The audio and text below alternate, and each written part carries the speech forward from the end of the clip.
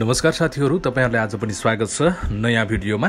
आज पनि हामी टियु अन्तर्राष्ट्रिय क्रिकेट मैदानको ताजा अपडेट दिन गइरहेका छौं। टियु मैदानको निर्माण कार्य भएको आज 106औं दिन पुगेको छ। 106 दिनमा के काम भइरहेको छ सम्पूर्ण अपडेट दिनेछौं। च्यानलमा नयाँ हुनुहुन्छ भने च्यानललाई सब्स्क्राइब गर्नुहोला, भिडियो मन पर्छ भने लाइक गर्नुहोला।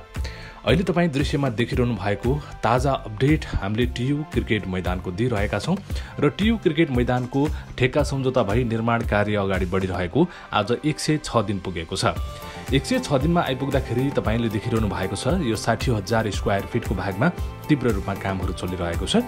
ब्लकहरू प्याराफिटको ब्लकहरू ढलान गर्नेदेखि लिएर माथिल्लोपट्टिको अर्को ब्लकमा पनि अब रडहरू बुन्ने, त्यहाँ पनि ढलानको तयारीहरू गर्ने कामहरू चलिरहेको छ। तीव्र रूपमा धेरै कामदारहरू खटिएर अहिले कामहरू गरिरहेका छन्। वर्षातको र घामको प्रवाह नगरिकन तीव्र रूपमा कामहरू यसरी भइरहेको छ र विभिन्न ब्लकहरूको ढलान भइसकेपछि अरू ब्लकहरूको पनि ढलान गर्ने तयारी स्वरूप कामहरू अगाडि बढिरहेको छ।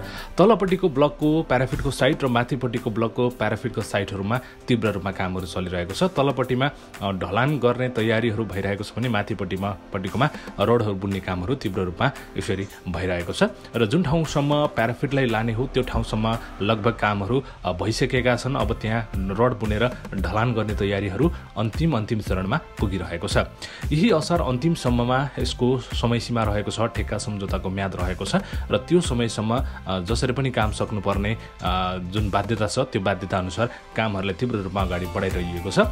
अब समय धेरै छैन, समय छोटो समय छ। छोटो समयमा 10,000 क्षमताको प्याराफिट र 6 वटा फ्लड लाइट जडान गरिसक्नुपर्ने यो अवस्था रहेको छ र भिन्न निर्माण कम्पनीहरूले अहिले काम गरिरहेका छन् र प्याराफिट त्यसैगरी प्याराफिटमा एउटा निर्माण कम्पनी, फ्लड लाइटको लागि अर्को निर्माण कम्पनीले छुट्टै रूपमा कामहरू गरिरहेका छन्।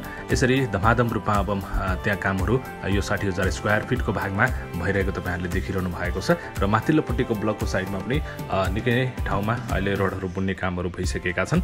त्यसैगरी अब 23,000 स्क्वायर फिटको भागमा पनि कामहरू भइराखेको नै छ र पहिलो ब्लकको ढलान भइसकेको छ भने दोस्रो ब्लकको अलिकति ढलान गरिएको छ र बाँकी रहेको ढलान गर्न बाँकी रहेको भागमा पनि अब रडहरू बुन्ने काम अन्तिम चरणमा पुगेको छ र त्यहाँ पनि अब छिट्टै नै रडहरू बुन्ने कार्य भइरहेको छ। यो 23,000 स्क्वायर फिटको भाग रहेको छ, जुन भिआइपी ब्लक पनि रहेको छ। यहाँ प्लेयर चेन्जिङ रुमहरू सहितको यो भाग रहेको छ र यहाँ पनि कामहरू यसरी भइरहेका छन्। अलिकति छिटो रूपमा यसमा काम भएको थियो र पछि गएर पनि केही प्राविधिक गडबडीले गर्दाखेरि यहाँको काम अलिकति ढिला हुन पुगेको छ र यसरी टेका लगाएर सबै ठाउँमा ढलानको तयारीहरू यो 23,000 स्क्वायर फिटको भागमा पनि भइरहेको तपाईहरुले यो दृश्यमा देखिरहनु भएको छ र निर्माण कार्य जारी नै छ। निर्माण कार्य भइरहेको छ र समयमै काम सक्ने तयारी स्वरूप नै कामहरू भइरहेको छ। वर्षातको समय छ, कहिलेकाहीँ पानीले वर्षाले गर्दाखेरि काममा अवरोध भने पुर्याइरहेको नै छ।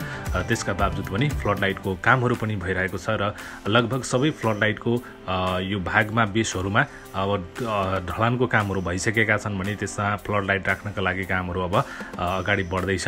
अब फ्लड लाइटको पोल आइसकेको छैन, सम्भवतः यही जुनको महिनासम्ममा फ्लड लाइटको पोल आइसक्ने र त्यसपछि फ्लड लाइट जडानको कामहरू बिस्तारै सुरु हुँदै जाने पनि बताइरहेको छ निर्माण कम्पनीले र यसरी कामहरू टियु अन्तर्राष्ट्रिय क्रिकेट मैदानमा भइ नै रहेको छ र कुर्सीहरू राख्ने कामहरू पनि केही समयपछि सुरु हुने भनेर अघिल्लोचोटि धेरै पटक हामीले तपाईहरुलाई जानकारी पनि गराइरहेका थियौं।